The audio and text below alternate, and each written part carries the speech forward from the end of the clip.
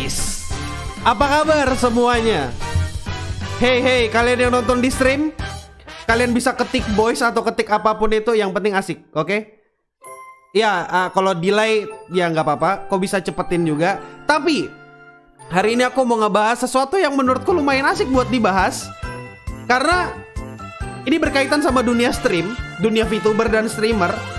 Jadi pastikan kau nonton videonya sampai habis.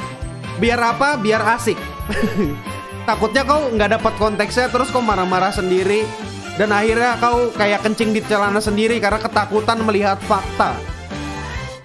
Ketika orang takut melihat tsunami beneran, kau takut melihat tsunami fakta. Itulah yang tidak baik. Di sini aku bakal ngasih tahu dan ngasih penjelasan sedikit tentang beberapa hal yang terjadi di dunia VTuber. Ya, nggak dunia VTuber, dunia streamer pada umumnya.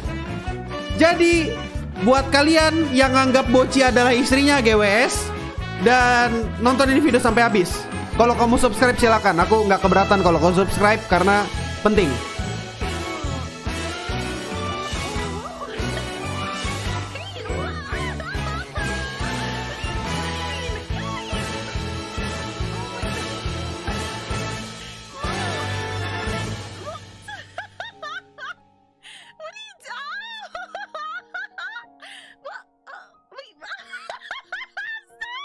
I'm speechless. Ya, jadi gini, kita nyalakan musik tololnya dulu biar orang nggak tersinggung. Dan sebenarnya yang aku sebut nggak fakta-fakta banget. Aku cuma mau ngajak kalian berpikir aja sebenarnya. Kalau orang nggak suka berpikir ya wajar, karena emang nggak semua orang bisa diajak berpikir.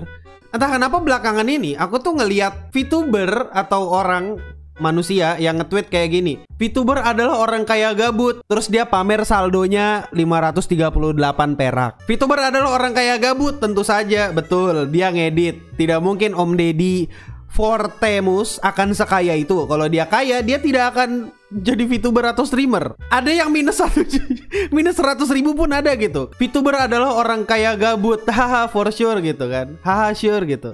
Dan tanpa sadar, aku juga ngepost saldo ATM-ku yang isinya 16.000. Apakah VTuber itu orang kaya gabut? Jawabannya adalah bisa iya, bisa enggak. Lihat Eruma sebagai contoh. Iya, sebenci-bencinya aku sama Yuki Eruma. Yuki Eruma itu adalah contoh VTuber sukses yang kaya tapi gabut. Nah, tapi apakah generalisir VTuber itu sama dengan orang kaya gabut itu benar? Ya enggak juga. Tapi yang mau kasih tahu adalah VTuber most likely, nggak semua ya, most likely itu adalah orang-orang yang berprivilege. Entah itu VTuber atau streamer, itu adalah orang-orang yang berprivilege. Kenapa sih berprivilege? Setidaknya untuk menjadi streamer, kau perlu dua hal: headset atau mic, terus laptop dan kamera. Paling nggak itu yang kau butuhkan. Dan setidaknya paling minim sekitar 5-6 juta baru kau bisa streaming. Dan itu pun kok cuma bisa streaming ngobrol, gak bisa streaming main game. Oke, aku bakal hitung modalku sendiri berapa. Oke, total mungkin aku habis 18 juta untuk stream.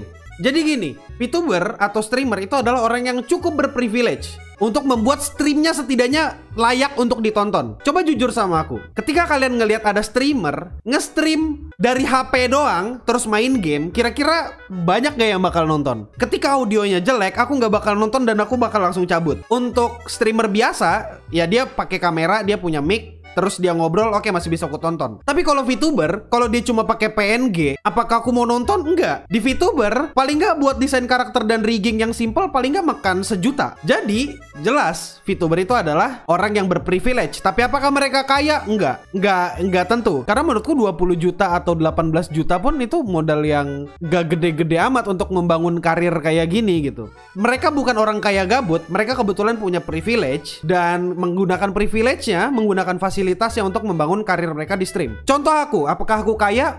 Enggak. Enggak. Itu kenapa aku masih buka Saweria. Paling nggak kalian butuh 15 juta lah kalau mau jadi VTuber. Salah? Enggak juga. Apakah mereka kaya hanya karena punya 15 juta? Enggak. Jadi generalisir VTuber itu sama dengan kaya kurang tepat. Mereka belum tentu kaya, karena bisa aja mereka itu hidup dari entah itu membership, entah itu saweran dari penontonnya. Banyak orang yang berusaha investasi. Mereka itu hitungannya investasi.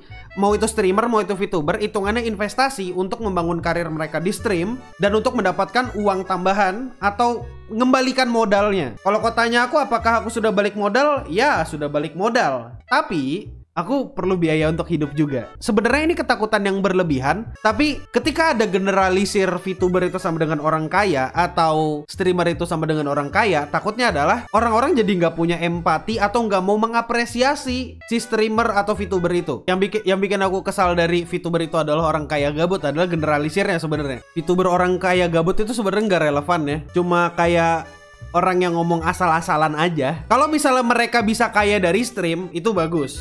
Mereka dapat duit dari stream, dari sawer-saweran, itu nggak masalah. Abid Maulana baru saja mengirimkan dukungan 100.000. Bang, aku orang kaya gabut, tapi BKN VTuber.